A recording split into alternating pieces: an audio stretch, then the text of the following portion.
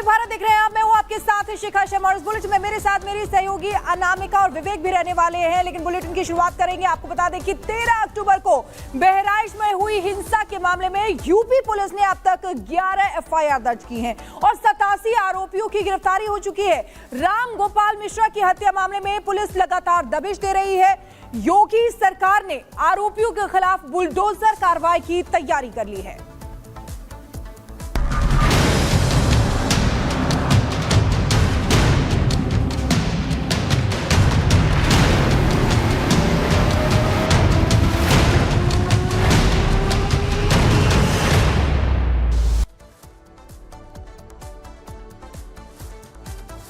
तो खबर बहराइच से है, जहां पे बहराइच में प्रशासन की ओर से बुलडोजर एक्शन की तैयारी तेज कर दी गई है। जिन लोगों को अल्टीमेटम दिया गया था, अब उन लोगों की ओर से घरों और मकानों और दुकानों में जो सामान रखे गए थे वो वहां से खाली करवाए जा रहे हैं। यानी कि प्रशासन की ओर से बुलडोजर वाला एक्शन जो है यहां पर देखने को मिलेगा। खास तौर पर वो बलवाई, दंगाई और वो अपराधी जिन्होंने उस वक्त उस दिन माहौल को खराब करने का प्रयास किया था, उनके अवैध अतिक्रमण को लेकर यहां पे एक्शन करवाया जाएगा। लिहाजा उसके पहले ही जो लोग जो ये मानकर चल रहे हैं कि जो उनकी दुकान है, जो घर टूटने वाले हैं, जिन्होंने अवैध अतिक्रमण कर रखा है, उनकी ओर से सामान धीरे धीरे खाली करवाया जा रहा है, हटाया जा रहा है। अल्टीमेटम आज खत्म हो रहा है और आज अल्टीमेटम खत्म होने के बाद बुलडोजर की एक्शन की तैयारी यहां पर दिखाई दे रही है। एक्शन जोरदार होगा क्योंकि जिस तरीके से मुख्यमंत्री की ओर से इस पूरे मामले को लेकर एक्शन लिया गया, तमाम अधिकारी वहां से हटाए भी गए, साथ ही कई लोगों को हिरासत में लिया गया। लेकिन अब बारी है यहां पर आर्थिक कमर तोड़ने की, यानी कि जिन लोगों ने यहां पे अवैध अतिक्रमण कर रखा था,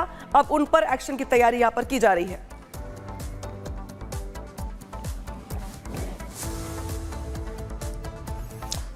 तो कुल मिलाकर हम आपको एक अहम जानकारी और भी इसमें जोड़ते हैं। जानकारी यह है कि इसमें किसी एक समुदाय की दुकान नहीं है, बल्कि इसमें हिंदुओं की भी दुकान है, मुसलमानों की भी दुकान है। और ये जो सामान जा रहा है ट्रैक्टर पर लादकर, ये लोग हैं जिन्हें ये मालूम था कि एक दिन बाद एक्शन हो सकता है, बुलडोजर एक्शन हो सकता है।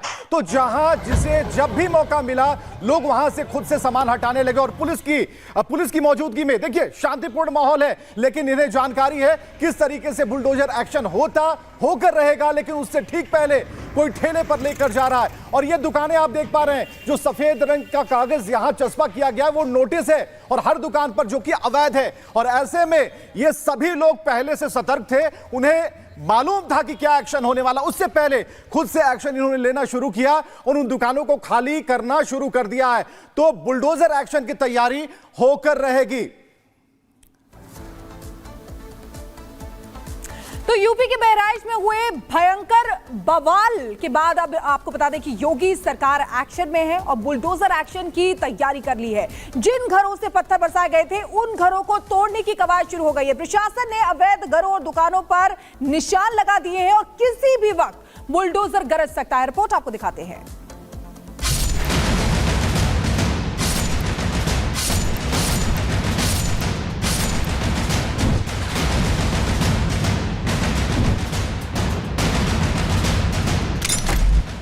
बहराइच हिंसा के दंगाइयों का पूरा हिसाब किया जा रहा है। पहले पुलिस ने दंगाइयों का हाफ एनकाउंटर करके उन्हें लंगड़ा बनाया। अब आरोपियों के अवैध निर्माण भी लाल निशान के घेरे पर हैं।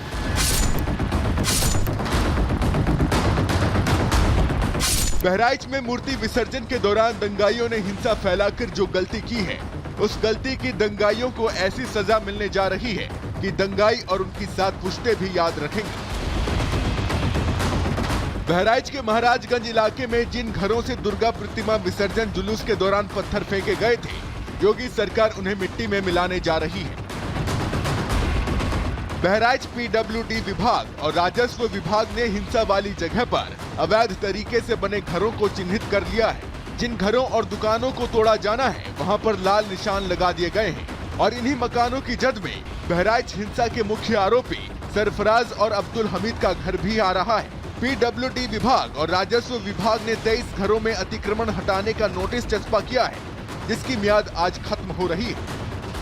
महाराजगंज बाजार में लोक निर्माण विभाग के द्वारा 23 घरों में एक नोटिस चस्पा किया गया है और ये नोटिस मुख्य आरोपी के घर पर भी चस्पा किया गया है। 23 संख्या है जिन घरों को ये नोटिस जो है वो दिया गया है और इस नोटिस में मियाद 3 दिन की दी गई है, जिसके बाद लोक निर्माण विभाग की तरफ से कार्रवाई जो है वो ध्वस्तीकरण की जाएगी। अधिकारी दावा कर रहे हैं कि अवैध निर्माण के खिलाफ होने जा रही कार्रवाई का बहराइच दंगा और उनके आरोपियों से कोई लेना देना नहीं है और अवैध निर्माण के खिलाफ कार्रवाई सड़क चौड़ीकरण को लेकर की जा रही है। लेकिन ये बुलडोजर एक्शन बहराइच हिंसा के बाद हो रहा है, इसलिए अब प्रशासन की कार्रवाई को लेकर सवाल खड़े किए जा रहे हैं।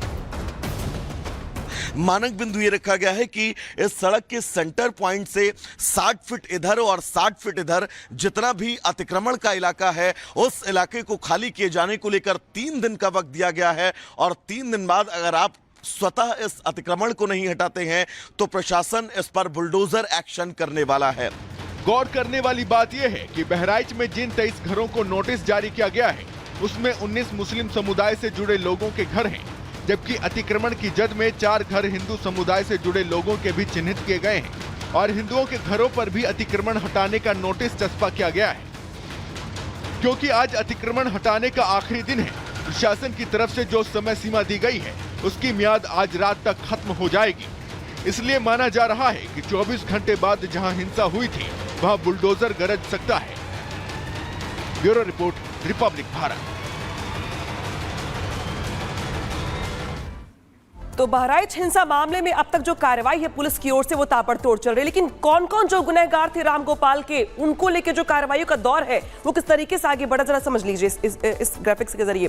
साहिल खान देखिए गिरफ्तार किया गया है, अफजल गिरफ्तार किया गया है, तालीम का एनकाउंटर कर दिया गया, अब्दुल हमीद को गिरफ्तार किया गया है, फहीम को गिरफ्तार किया गया, सरफराज का एनकाउंटर कर दिया गया, साहिर खान को गिरफ्तार किया गया। तो देखिए ये वो चेहरे हैं, ये वो नाम है जिस वक्त रामगोपाल छत पर चढ़े हुए थे, जब उन पर ताबड़तोड़ फायरिंग की गई और जिन लोगों ने उनके साथ बर्बरता की सारी हदें पार कर दी, उन पर अब पुलिस का एक्शन चल रहा है। कुछ लोगों को हिरासत में लिया गया है, गिरफ्तार किया गया है, तो कुछ लोगों का एनकाउंटर कर दिया गया। हालांकि इस पूरे मामले में अब तक 11 एफआईआर दर्ज हो चुकी है, 87 लोग ऐसे जिनको अरेस्ट किया जा चुका है। लेकिन ये वो खास गुनहगार हैं, ये वो खास चेहरे हैं जिनका या तो एनकाउंटर किया गया है या इनको पुलिस ने गिरफ्तार कर लिया, यानी कि पुलिस की ओर से इस पूरे मामले को लेकर एक्शन लिया जा रहा है और जो राम के गुनहगार हैं उनकी आखिरी गिनती शुरू हो गई है। और इसी बीच एक बड़ी खबर अपने दर्शकों को बता दें, बहराइच हिंसा मामले में पुलिस का एक्शन जारी है। 26 और संदिग्ध दंगाई लिए गए हिरासत में। 87 गिरफ्तारियां हो चुकी हैं। 13 अक्टूबर को बहराइच में हिंसा हुई थी, जिस मामले में यूपी पुलिस ने अब तक 11 एफआईआर दर्ज की है, 87 आरोपियों की गिरफ्तारी की है। राम गोपाल मिश्रा की हत्या के मामले में पुलिस लगातार दबिश दे रही है। योगी सरकार ने आपको बता दें कि आरोपियों को न छोड़ने की सख्त हिदायत पहले ही दे रखी है और लगातार एक्शन जारी है। बुलडोजर एक्शन की भी तैयारी हो चुकी है। विगत दिनों दिनांक 13 अक्टूबर एवं 14 अक्टूबर को तहसील मैसी के कस्बा महाराजगंज में घटित घटना के परिप्रेक्ष्य में थाना हरदी द्वारा प्रभावी कार्रवाई की गई है, जिसमें 26 व्यक्तियों को गिरफ्तार किया गया है। आज इनको जेल भेजा जा रहा है। विगत दिनों दिनांक 13 अक्टूबर एवं 14 अक्टूबर को तहसील मैसी के कस्बा महाराजगंज में घटित घटना के परिप्रेक्ष्य में थाना हरदी द्वारा प्रभावी कार्रवाई की गई है, जिसमें 26 व्यक्तियों को गिरफ्तार किया गया है। आज इनको जेल भेजा जा रहा है। पुलिस का एक्शन लगातार जारी है। अब बुलडोजर चलाने की बारी है, उसके पीछे की सारी तस्वीरें हमने आपको दिखाई। 87 गिरफ्तार और कितने फरार हैं, इसी बात को बताने के लिए इस बड़े प्लेटफॉर्म पर हम अभी आपके सामने हैं। तो बहराइच हिंसा मामले में पुलिस का एक्शन तेज हो चला है और चारों तरफ शांति है, सन्नाटा है, लेकिन जो अवैध है वो खुद वहां से हटाया जा रहा है। कोई ठेले पर अपना सामान लेकर जा रहा है, उन दुकानों को खाली कर रहा है। और हम बराबर कह रहे हैं कि इसमें हिंदुओं की, मुसलमानों की, सभी की दुकानें हैं। तो 26 और आरोपियों को पुलिस ने पकड़ा है। हिंसा मामले में अब तक 87 गिरफ्तारियां हो चुकी हैं। अब तक 6 नामजद आरोपियों समेत 1000 लोगों पर एफआईआर दर्ज किया गया है और उपद्रवियों पर बुलडोजर एक्शन की पूरी तैयारी कर ली गई है, कभी भी हो सकता है। 23 मकानों पर पीडब्ल्यूडी ने नोटिस चस्पा किया है, जिसकी तस्वीरें हमने आपको दिखाई। तो बहराइच हिंसा के बाद जो इलाके में जो सामान्य हालात हैं बिल्कुल वैसे ही दिख रहे हैं। तो फिलहाल हर अपडेट हम आपको बता रहे हैं। बाजार में जो गतिविधियां हैं, लोगों की जो आवाजाही है वो बिल्कुल शुरू हो चुकी है। लोग आ जा रहे हैं, कहीं कोई परेशानी, दिक्कत नहीं है। तो दंगा, बलवा और हिंसा को लेकर जिस तरीके से तस्वीर निकल के सामने आ रही है, बीजेपी के वरिष्ठ नेता मुख्तार अब्बास नकवी ने इस पूरे मामले को लेकर अपना बयान दिया है। नकवी ने कहा कि बलवाइयों की कुटाई और दंगाइयों की ठुकाई समाज की सुरक्षा के लिए बेहद जरूरी है। सुनवाते हैं आपको। दंगाइयों की कुटाई, बलवाइयों की ठुकाई ही जो है वो समाज के सौहार्द और सुरक्षा की भलाई है। अगर दंगाइयों की कुटाई नहीं होगी, बलवाइयों की ठुकाई नहीं होगी, तो समाज के सौहार्द और सुरक्षा की भलाई नहीं हो सकती। और जो ये सियासी सूरमा है, आज तक जिस तरह से दंगाइयों का संरक्षण करते रहे, उनको जो है वो प्रमोशन देते रहे, प्रोटेक्शन करते रहे, आज वो सवाल खड़ा कर रहे हैं।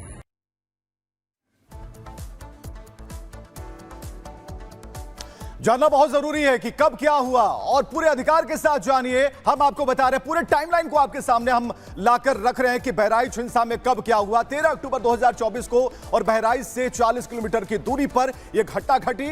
इसके बाद महाराजगंज बाजार में यह घटना हुई जिस पर सभी लोग सशंकित हो गए, और उसके बाद महाराजगंज बाजार में जो गतिविधियां थी वो अलग तरह की हो गई।